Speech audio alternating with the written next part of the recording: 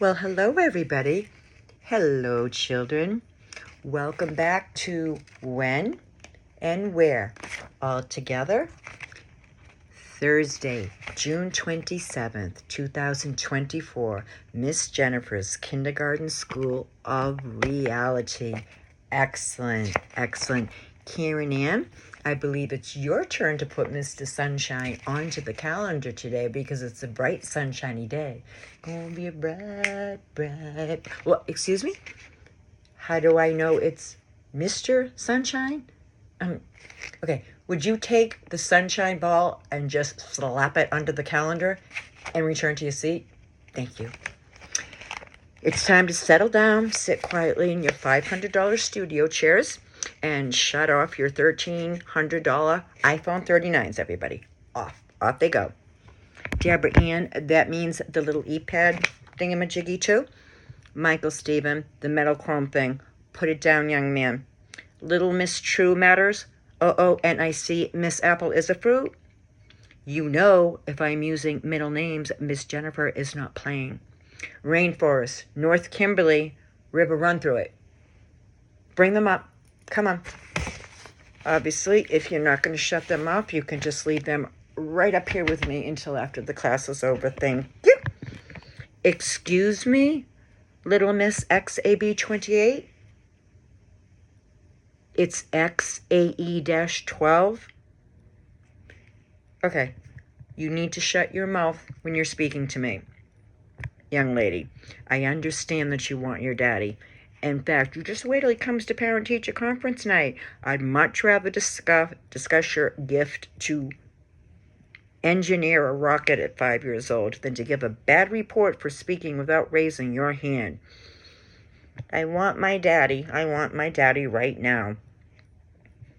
Okay. Little Miss Musk, come up here and sit with me. Everyone, you may turn on your metal iPads and play Minecraft for a few minutes. Come here, honey. I know you miss your daddy. Little Miss Kylie Mae and Kendall Sue miss their daddies too. But some, like yours, have to leave your house every day because that's how they earn billions and billions and billions and billions and billions and that's how they earn money to take care of you and your mommy and your brothers and your sisters. Some daddies understand it's their job to make sure their little girls and boys have their 18-bedroom, 20,000 square foot homes with an airport and planes necessary to take their babies to places like Disneyland, which is only an hour away from Miss Jennifer's School of Reality. Jen, stop. School is not the place to discuss the other daddies who disappear the moment the mummies get pregnant. Some never even meet the children, and they all initially lie about being the daddy to begin with. No, they don't need to hear that reality at their tender young ages. Sadly, most will find out in a few years anyway. That's a job for a mummy to teach them while protecting their hearts. God, I'm so jaded. Your daddy, Miss X, has a very special job. He's busy developing transportation to and the possibility of developing Mars itself for when it becomes a better place to live than on our Earth, and protecting our constitutional right for all of us to use our big boy and our big girl words. Our words are so important. Our founders decided to make it the very first of all the amendments. Can we all say amendment? Oh, y'all are playing Minecraft, sorry. Excellent. But most importantly, your daddy is doing the world's biggest, most vital service to all of mankind. He is solving the traffic congestion problem in LA and perhaps all around the world. So you just remember that, and remember your daddy loves you, and you go back to your seat. Mr. Kevin James, who needs to get to his spot and stop pulling your sister's hair. You didn't pull her hair. I didn't see anything because you're behind me. Your lawyer is on speed dial, stoopy head. Really? With everything we've learned here, surely you know that I'm a mommy outside of school. And mommies have secret eyes in the back of their heads that can see everything. And due to new technology, that vision is immediately downloaded to a chip that sends radio wave technologies to my own phone, who then sends pictures down to all 5 of my lawyers that all teachers are now required to have in order to have insurance against teaching malpractice. Jennifer, this entire kindergarten is created on teaching these kids the truth. Shame on you. Today, I want to talk with your mommies and daddies present, or whoever loves and cares for you as a mommy or daddy does. Megan Elizabeth, are you having trouble setting up your Skype? No, ma'am. My mommy is, but don't worry, I'll walk her through it. I was double checking on Miss Megan. She was a late bloomer. She couldn't set up her own iPhone until she was 4 years old, but she's caught up beautifully. All right, boys and girls, I need you to put your best listening ears on, wax out, mouths closed. Not the time to use your words. Excuse me, Scavenger Crusher, if you want to speak, raise your hand, thank you. Thank you. What is your question? I said boys and girls. You and Tracy Ann are a doggy and a tree. Why can't you ever wear your doggy and tree clothes to school? Sweet Jesus. We've only been in session a minute. And here we go. Thank you, Savage. Let me answer your question so we can continue with our lesson. Everyone all together, what's the name of our kindergarten? Miss Jennifer's School of Reality. Very, very good. Very quickly, open your Advanced Science Biology for Youngsters to Chapter 4, pages 58 through 60. I'll read it to you again. People cannot be doggies or trees or be multiple genders, nor are they scientifically able to change, rename a fictitious gender on a day-to-day or week-to-week basis. They are physically capable of saying those words, but when they do, what do we call it? Misinformation. Very, very good. Now, we can pretend to be doggies and trees, or these, theys, thems, fays, woodland, mythical creature. If we are girls, we can pretend to be boys, and boys can pretend to be girls. It's so fun to use our imaginations. Here's an example that teaches us the difference between reality, pretend, and some very, very strong feelings that you may feel inside that Miss Jennifer can't speak to you about, because I'm not Jeffrey Marsh, until I've spoken to your mommies, daddy or daddies, because those are the ones who love you and protect you. Those are the ones that know you the very best and that have your very, very best interest at heart. In the name of the Father, Son, and the Holy Spirit, it's been 53 years since my last confession. Here are my sins. I'm sometimes required to lie to my precious little students about their idiotic, abusive, exploitative, moronic parents that believe their infant children are the opposite sex. Forgive me as a public teacher being forced to call my boys girls, my girls boys, and add literature to the story time that includes everything from don't be afraid of demons, make new friends with them, and how to make your pee-pee sneeze only better. Yes, Fallen Star, I see your hand. Your mommy says that daddies can have babies too, and that she had to fill out a special paper when you were born to choose whether or not you were a boy or a girl. I see. God help me. This day is getting very long. Is your mommy on Skype yet? She is? Good. Hello, Miss Star. How are you today? Good. I'm sure you heard your precious little Fallen. You have a very, very bright young man there. And obviously you need to be here at kindergarten more than your son, so listen up and don't forget to take your medication. I have to unfuck this poor kid and try to clarify the confusion. You're embedding in his young developing brain, so you shut up and listen too. You see, Miss Fallon, here at Jennifer School of Reality, why we encourage imagination, experimentation, and the wonders of childhood play in order to adjust to the new days as fairly as possible. Please allow me to expand on your teaching without overriding your absolute right to raise your child as you see fit. Lord, I've already explained and asked forgiveness. Are we good? Maybe we can explain your teachings to Fallon without negating your beliefs by explaining actual biological daddies have never, will never give birth. As we all know here at the Reality School, some girls have a mental illness, though they can be of genius intelligent and quite advanced in many areas of life, in which they have very intense feelings, unbearable by some of their own accounts, of a sense that they're supposed to be boys.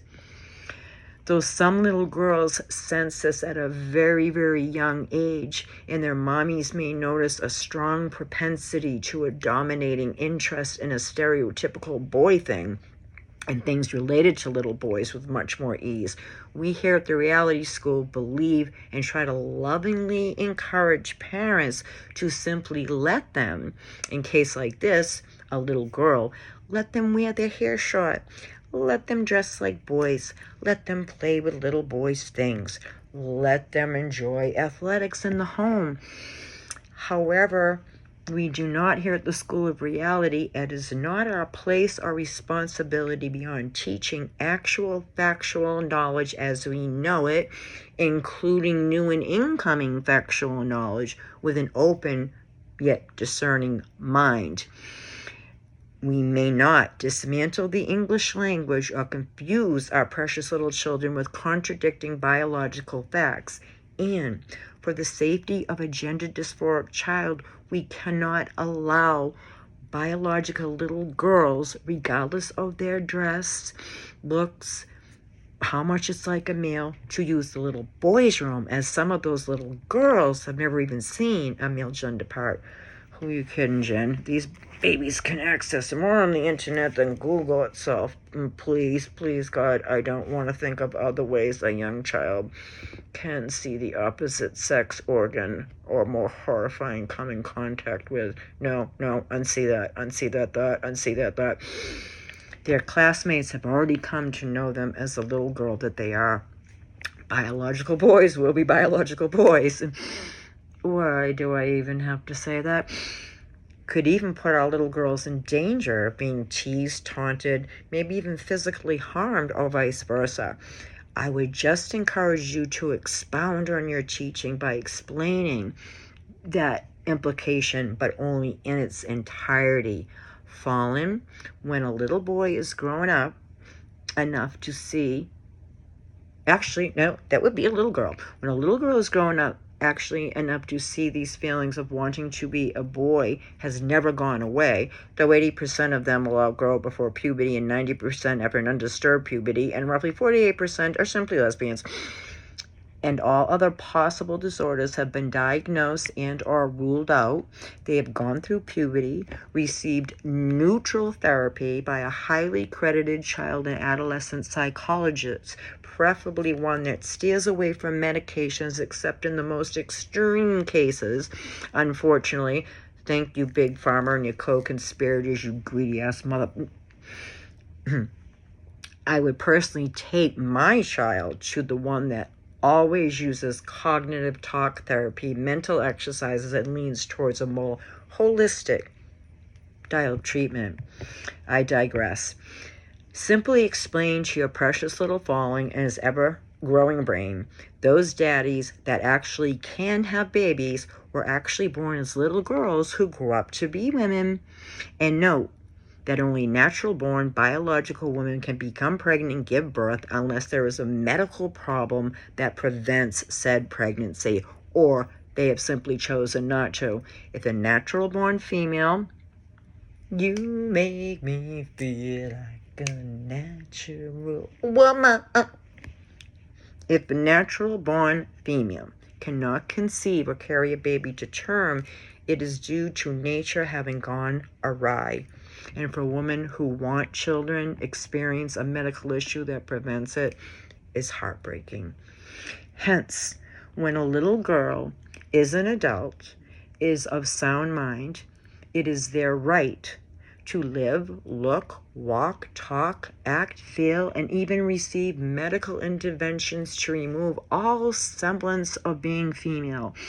In which case, that if they think they may desire children later, another strong argument for waiting to adulthood, as many adults have difficulty on deciding whether to have children, even as adults. As a young child, even older adolescents are just not developed enough to make that decision.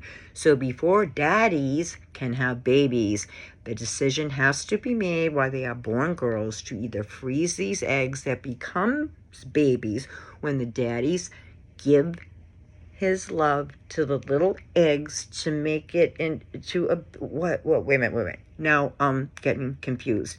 I know Miss Fallon is never going to give me a straight answer that actually makes sense, much less clarification. Okay, where am I? The daddy with the eggs needs the other daddy to make the... What the fuck? Okay. Look, the only daddies that can have babies are daddies that were born as girls and didn't become daddies too soon by loading up on opposite sex hormones, testosterone, before, during, and after puberty will destroy every chance of natural conception, must let inverting your dick into the vajayjay that you don't actually chop it off. They invert it to preserve some sensation and allegedly make orgasm still possible, which is most often a medical disaster, cutting skin from one part of the body to another. Plus, if you let your baby hormone up before puberty, they now have a micro wee-wee, which means the depth of the vajayjay, and that's only up teeny bit more successful than the post-puberty penis to experiment with. Guys, size matters. Furthermore, your mother's full of shit. The only paper she ever got, other than the recorded, is like every other recorded birth in the world, in the history of the world, it's called a birth certificate. It's an actual factual record given the time and date, your parents' full names, the location you were born, all literal, actual, measurable, provable, accurate format, with the most important fact of all, especially, God forbid, there's a medical problem, whether at your birth or later in life, your gender. It's the easiest scientific fact to establish. They don't have to use a lab, perform any tests. They don't even have to look at the clock like they do to time your birth. As the very second your hips are delivered, right in that nanosecond afterwards, one visual glance determines whether you're a boy or a girl. And that is what is rightfully and needfully placed on your birth certificate. There's no such thing as picking, choosing, deciding, preferring, or fucking assigning your gender when you're born. Was I saying that out loud? Oh, I did. I was talking out loud. Oh, no. Actually, I wasn't. I'm sorry. I got distracted, boys and girls. I was on a phone call. Somebody from Harvard biology department was calling to ask me some questions for some facts, I guess, that they're having some confusion with. Fallen Asia, your mother's still on Skype? No. Your sister forgot lunch, and her first grade teacher asked her to bring your sister by some food. Asked your mom to do that? Oh, well, that's good. That's what night teachers do. I'm sure she'll have a nice lunch. She better not, or she's going to be in big trouble. She's responsible for making her own lunches at 6 years old and lied to your mom and said she did. Your mom told the teacher to make sure nobody gives her any food, so she'd be really good and hungry and learn her lesson. Oh, well, it's not healthy to skip meals. I sincerely hope her teacher helps her. Or maybe your mother will join Connections to learn how distorted her daughter's teacher is. Ditch the rest of her family, keeping only the most vulnerable ones, and lock them up in a vault in Jody Hildebrandt's house and starve them to the brink of death, being one of the more gentle atrocities inflicted on them. Nah, his abuse is of a totally different nature. At the very least, Ruby didn't mess with their genders, though she did chop off all her daughter's hair. No, that was just because the daughter loved her hair so much. And food, and I'm sure she even loved her mother. Woe to those that harm these little ones. Better to tie themselves to a millstone, drown in the ocean. Serious presentations. This is in no way, shape, or form subject matter that is to be taken as a joke or to be taken lightly. If anything, it's a message, when spoken out loud in any form, will only further to serve as a wake-up call against matters of early childhood transitioning and even lesser cases of CA than the one mentioned in the Frankie case. Much can and must be stopped without alienating, depriving, abusing, disrespecting chosen pronouns when requested or obvious, or isolating any adult members of the LGBTQ plus community. Look, guys, there's no magic number of adulthood. Apparently, society as a whole, the AMA, the APA, in conjunction with pediatricians and adult medicine, generalizes the average age of mental adulthood somewhere in the vicinity of 18. For some adults in activities and decisions, we've raised that to 21, i.e. alcohol.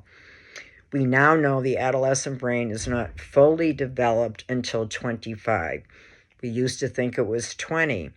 The more we know based on science and long-term studies and statistical records, the better we should be doing. Why is it then, especially young America, that is experiencing the highest mental health crises in the world? Come back to class tomorrow. Class dismissed.